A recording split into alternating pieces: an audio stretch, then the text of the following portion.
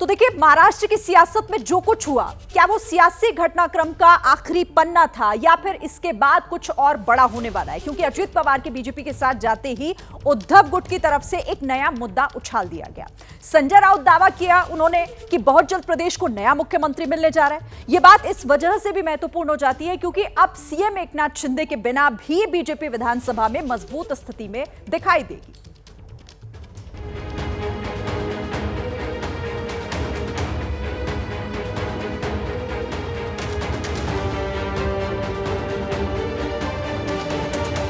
अजित पवार का मन बदल गया, एनसीपी के कई विधायकों का दिल बदल गया, महाराष्ट्र का सियासी माहौल बदल गया और 24 के चुनाव का ट्रैक बदल गया।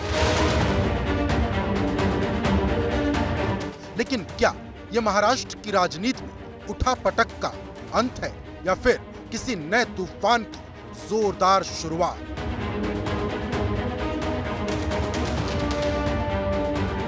इधर अजित पवार ने भाजपा के साथ हाथ मिलाया तो उधर एकनाथ शिंदे को लेकर नई बहस शुरू हो गई। संजय राउत ने कहा महाराष्ट्र को बहुत जल्द नया मुख्यमंत्री मिलने वाला है।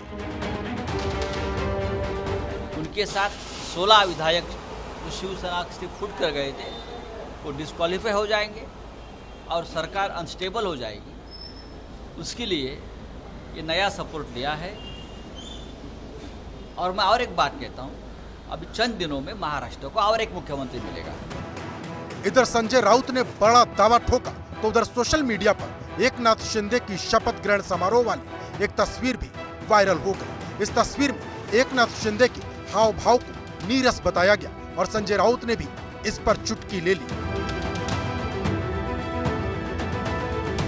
ये एक प्रक्रिया चल रही थी, सबको मालूम था। इस बारे में मैंने पहले भी आपको जानकारी दी थी कि ऐसा होने जा रहा है, ऐसा हो सकता है।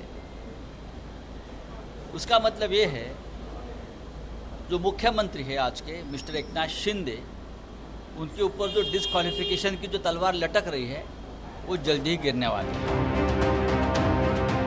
अब सवाल ये है कि आखिर उद्धव गुट का निशाना एकनाथ शिंदे पर क्यों है? इसकी पहली वजह तो शिंदे का बागी इतिहास है और दूसरी वजह है महाराष्ट्र का सियासी समीकरण। दरअसल अजित पवार का सरकार में शामिल होना बीजेपी के लिए बड़ी जीत है।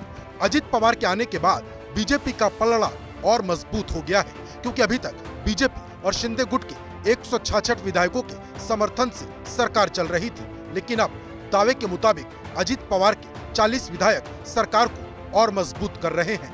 यानी शिंदे कैंप के 40 विधायकों को हटा भी दिया जाए तो भाजपा बहुमत से बहुत आगे रहेगी। हालांकि बीजेपी के लिए दोनों में से एक नेता का साथ हमेशा के लिए जरूरी है।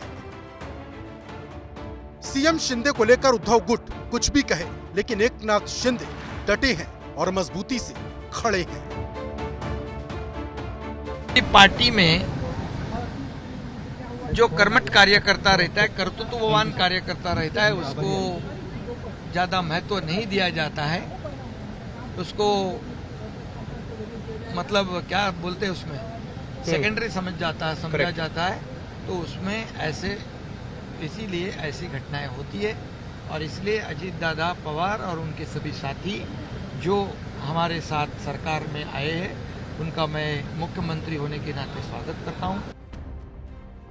महाराष्ट्र की सियासत में इस वक्त भविष्य को लेकर कई तरह के सवाल तैर रहे हैं। सवाल तो ये भी उठ रहा कि ये पूरा गेम प्लान क्या सिर्फ अजित पवार ने ही तैयार किया या फिर इसमें शरद पवार की भी सहमति थी।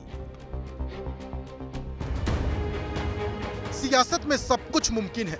यहाँ कुछ बातें पर्दे के सामने होती हैं तो कुछ बातें पर्दे के पीछे। Bureau report, ABP news. जैसे ही घड़ी का काटा दोपहर 2:30 पे आए, बबीता जी का दिल सास बहू साजिश के लिए मचल जाए।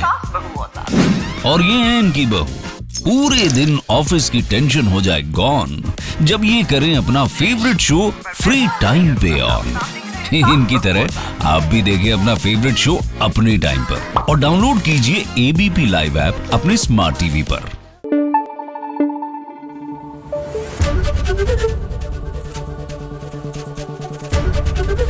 एबीपी न्यूज आपको रखे आगे।